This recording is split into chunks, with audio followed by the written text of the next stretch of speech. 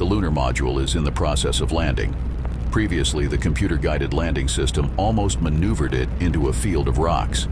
To prevent this, Armstrong took control of the landing using a control lever. Low level? Low level. Good. Turn 20 feet. 100 feet, 3.5 down, 9 forward. 5%. 185.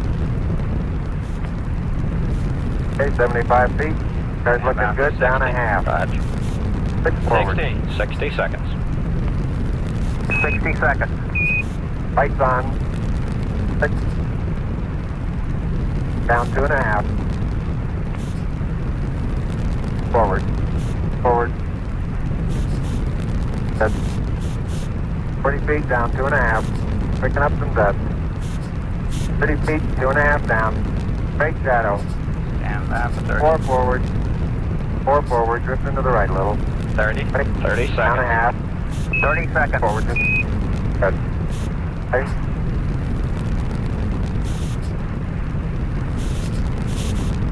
Contact light. Okay, engine stop. APA at a descent. Mode control both auto. Descent engine command override off. Engine arm off. 413 is in. We've had shutdown. Tranquility Base here. The Eagle has landed. Roger, Tranquility. We copy you on the ground. You got a bunch of guys about to turn blue. We're breathing again. Thanks a lot.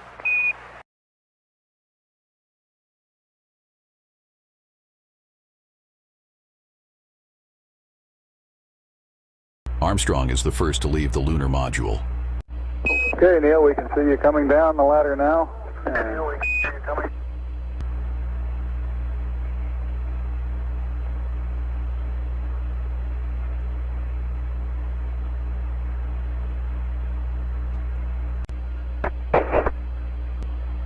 Okay, I just checked getting back up to that first step. That hasn't collapsed too far, but it's adequate to get back up. I'm at the foot of the ladder. The LEM footbeds are only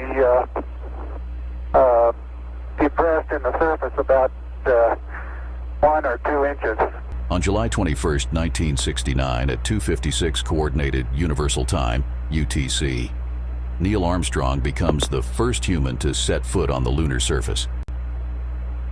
I'm going to step off the LEM now. That's one small step for man, one giant leap for mankind. Michael Collins comments via radio from the Columbia spacecraft on the raising of the U.S. flag. Yeah, radio loud and clear. How's it going? Roger, the EVA is progressing beautifully. I believe they're setting up the flag now.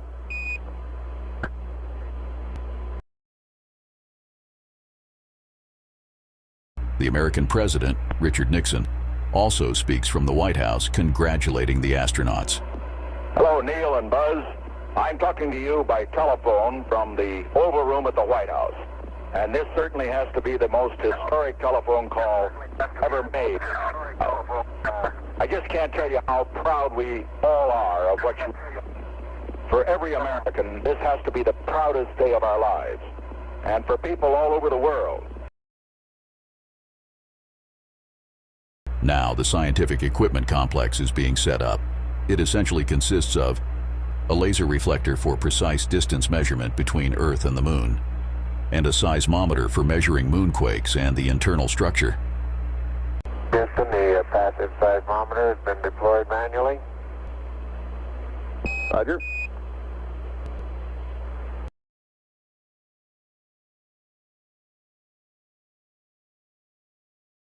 Buzz Aldrin has already entered the lunar module and Neil Armstrong is following.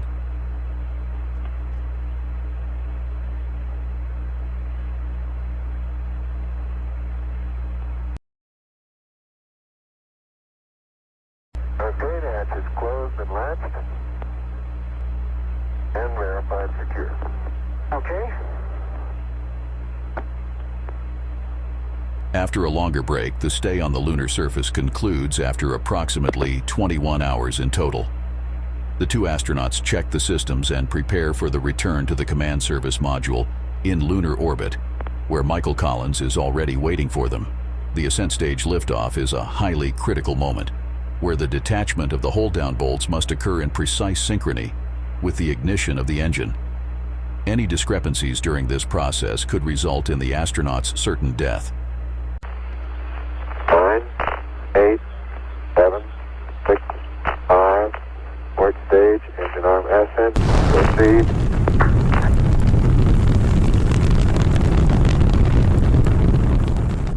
Here ends the simulated mission sequence of Apollo 11 on the lunar surface. However, feel free to linger and explore, teleport around and access information about the astronauts' legacies.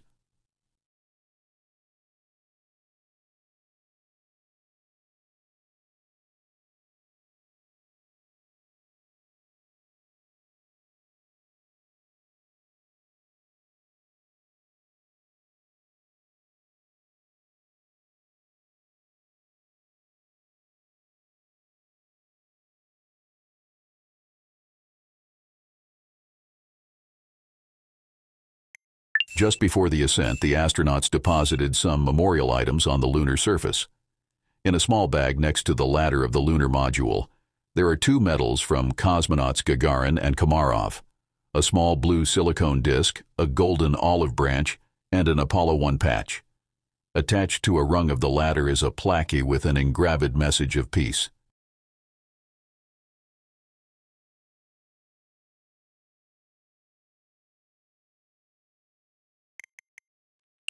On the approximately 50-cent-sized blue silicone disc are greetings in microscopic letters from the United States of America and 73 other countries, ranging from Afghanistan to Zambia. The messages share a common theme: peace.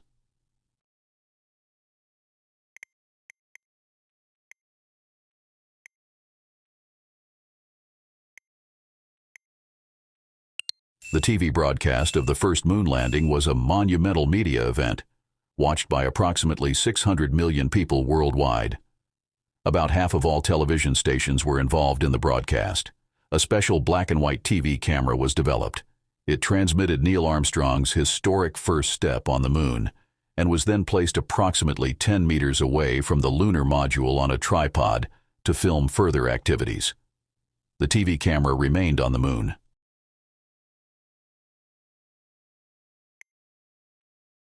The TV broadcast of the first moon landing was a monumental media event, watched by approximately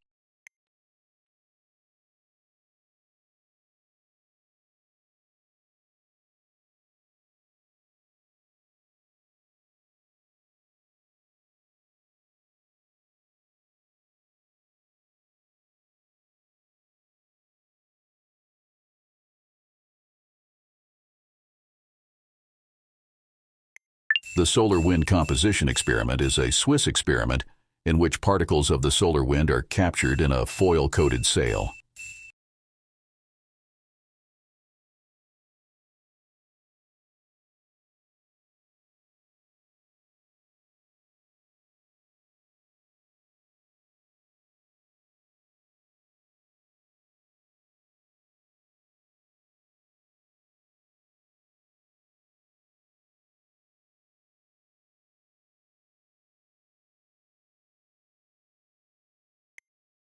The camera was developed by Kodak. It is used to capture high-resolution stereoscopic close-up images of rocks and regolith.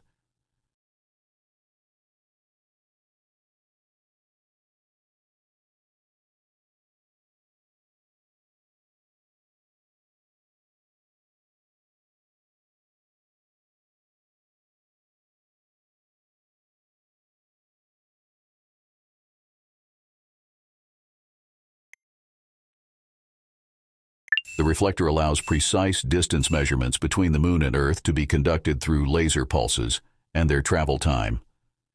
On the surface of the device, there are 100 reflector prisms that reflect the laser emitted from Earth.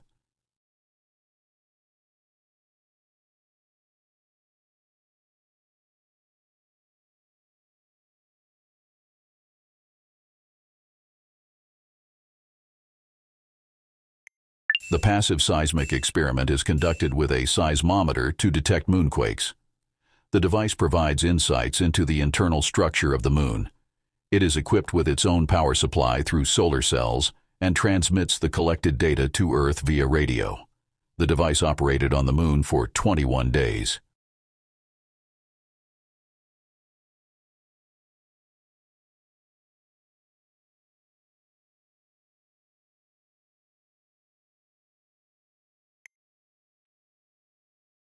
The Early Apollo Scientific Experiments Package, or EASEP, is a set of instruments designed to conduct scientific experiments on the lunar surface.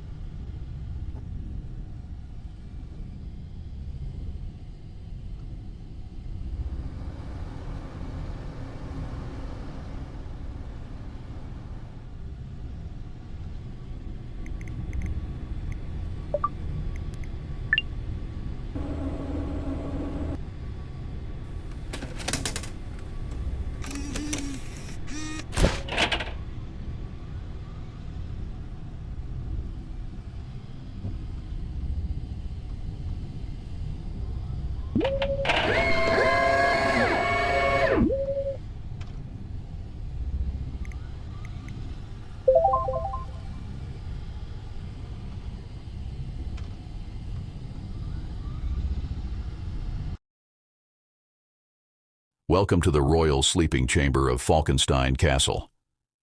Ludwig's bedroom resembles a Byzantine church. Planned as a multifunctional space, the hall essentially includes a bed, a home altar, a washstand, and a throne. The exterior and predominantly the interior of the castle are strictly planned in the Gothic architectural style. However, the showcased bedroom was intentionally conceived in the style of a Romanesque Byzantine sacred space. Models for this were the Dome Basilica of Hagia Sophia in Constantinople, present-day Istanbul, the Court Church of All Saints in the Munich Residenz, as well the magnificent throne room of Neuschwanstein Castle. On the left side of the floor plan, the main apse is recognizable. An apse is a semicircular space with a half-dome vault, where the altar is typically located in a church. In the king's plan, the bed is intended to be placed here. In front of the main apse are the two smaller opposing side apses with a home altar and a washstand.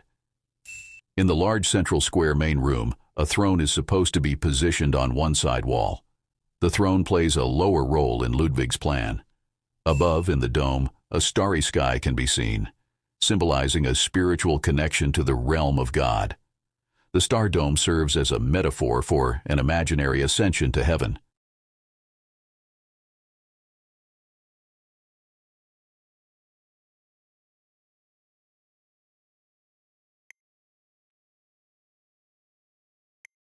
In the right side apse stands the Byzantine washstand in the form of a baptismal font. Models for this were found in the St. Mark's Basilica in Venice and in a church in Ravenna. In the lower part of the washstand, apostles are incorporated as reliefs. A bronze lion's head serves as the faucet. On the basin sits a bronze falcon with outspread wings which can spout water into the sink through its beak.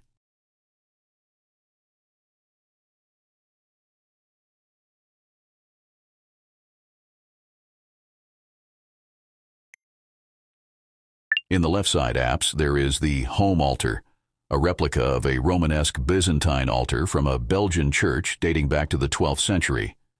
The upper part of it is called a triptych, which is a three-part folding altarpiece. Sacred reliefs are incorporated into the wing doors, with two gilded angels guarding the center.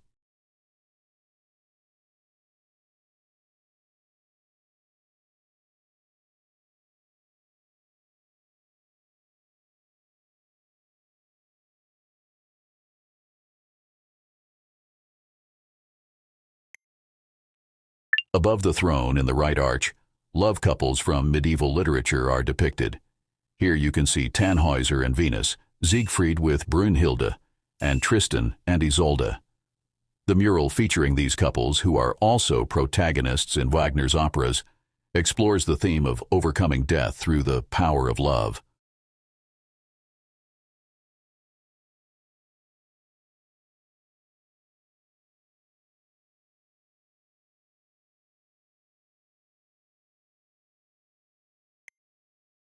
The template for the floor mosaic was inspired by a description from the Byzantine imperial palace.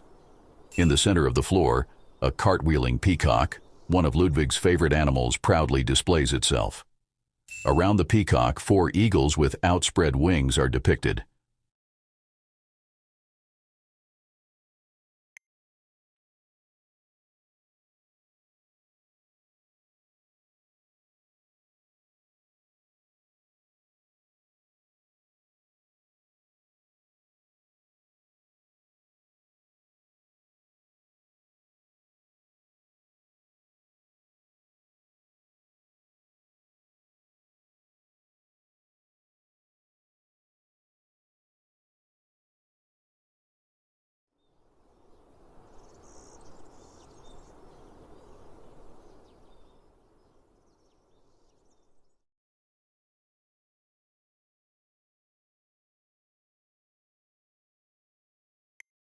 The throne, entirely made of gilded ivory, plays a subordinate role in this room. Its designated place is only along a side wall. The reason for this seems to be that, during this time, Ludwig had little interest in mundane royal business activities and consequently did not wish to receive anyone. The door to the left of the throne would lead directly into a Gothic dining room.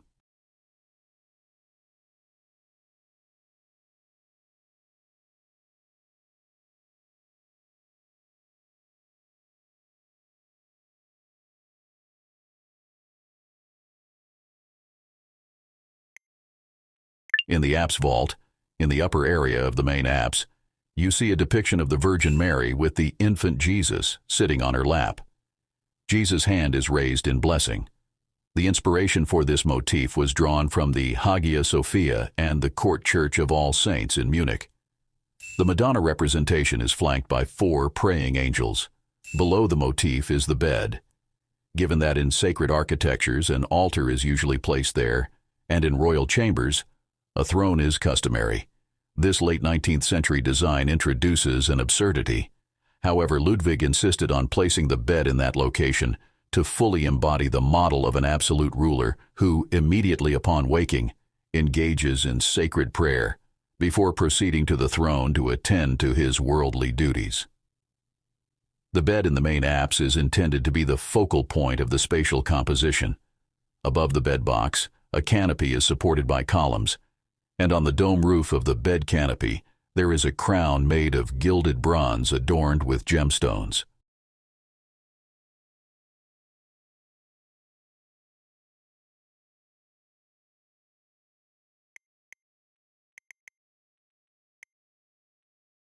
Ludwig's buildings are primarily to be understood as fully composed total works of art, in which architectures merge with spectacular illuminations and musical accompaniments into theatrical productions. What musical work would be more suitable for the virtual Castle Falkenstein than the Wagner opera Parsifal? You are now listening to a later recording of the prelude of an opera that premiered in 1882 at the Bayreuth Festival Theater. In 1883, shortly after the composer's death, Parsifal was performed in Munich for Ludwig, who had previously financially supported Richard Wagner for several years as a private separate performance.